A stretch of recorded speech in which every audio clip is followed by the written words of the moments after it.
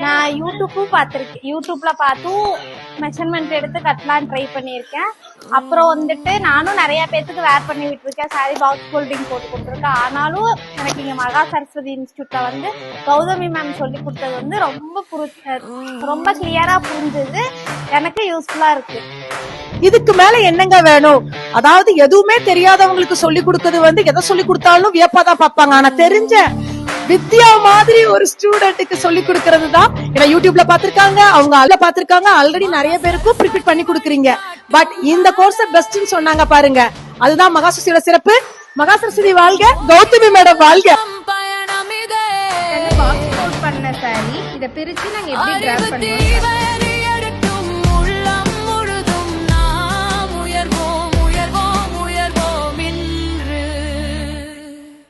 Maha Saraswati